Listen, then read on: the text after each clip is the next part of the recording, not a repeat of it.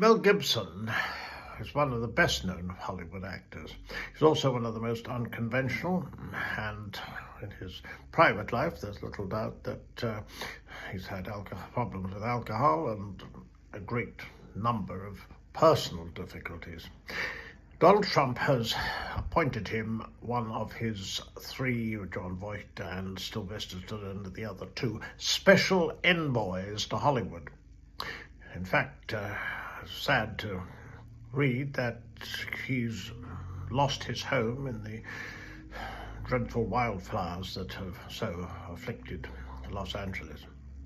But looking back at his career, I mean, he has been absolutely fascinating. Firstly, he's a good action man. Secondly, we're remembering Lethal Weapon and the like. Secondly, he makes films, and he makes very interesting, unusual films.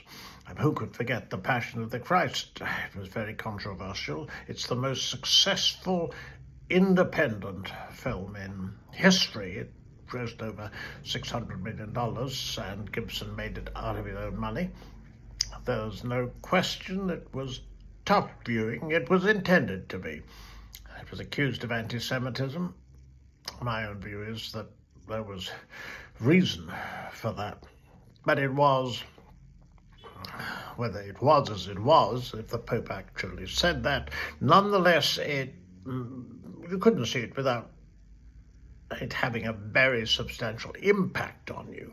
And similarly, it was an Aramaic and Apocalypto, another of Gibson's films in the Mayan language, a very powerful scene that certainly still haunts me, of the hearts of prisoners torn out by priests in the temples. It's an unusual movie, and also Hacksaw Ridge he made about Desmond Doss, the decorated conscientious objector during World War II. Again, impressive action sequences. So he makes movies you remember. Who could forget Braveheart, best picture that year at the Oscars, but a movie with terrific battle scenes, and which took all the liberties in the world with history. Now, Flight Risk. I was looking forward to this movie because I think that films involving aircraft, it doesn't have to be airport, or indeed, Sully was one that comes to mind, and also Red Eye with Cillian Murphy. There's a certain, obviously, potential for tension among the claustrophobia of being in a plane. I enjoy flying myself. But I have to say that Flight Risk is, well, it's a risky waste of 2 hours of your time if you're expecting to see that which is convincing. This is contrived. The plot, in the face of it, could be a bit exciting. We've got a character called Winston, who's on the run from the Moretti brothers. He's a pretty dubious character, but nonetheless he's going to be used as a witness against them.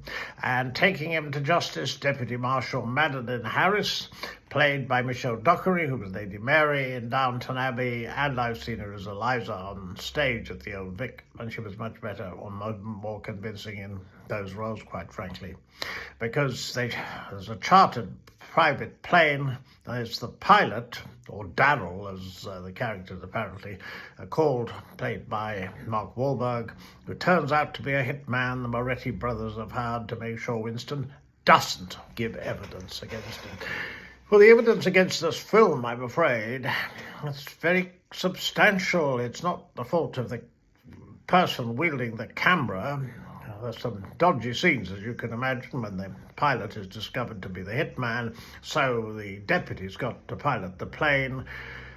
That's pretty hair-raising. But the trouble is, if you've got someone who wants to, well, kill both you and your witness, because Winston's in handcuffs, because in theory he's going to give evidence, but is also criminal. I mean, the trouble is, you've got the plane, you've got the pilot, which is the marshal, you've got Winston in handcuffs next door to her, and both of them in the front and behind, and they never look behind just to check that Darrell is behaving himself. And believe me, he isn't. And time again it happens. So you do wonder what on earth is going on with these characters. They're tied down by a script that simply doesn't make a great deal of sense. And at the end, it most certainly doesn't. Climactically, this movie's nonsense. I'm glad it's doing well at the box office because I encourage everyone to go to the movies and enjoy it. But quite frankly, this really tested my patience. I simply didn't believe it. These characters were more or less waxwork, like there was no depth to them. There was a bit of a backstory that we got from Madeline, and there are a couple of voices that where she phones from the basin. Could it be there's a leak? Well, there might very well be a leak, but the worst leak isn't anything that happens with the plane. It's the feebleness of the script, the fact these characters could have been better written, we could have known a bit more about them, and there could have been more convincing action in the plane itself. As it is, the risk you're taking is 2 hours of your life is being thrown away.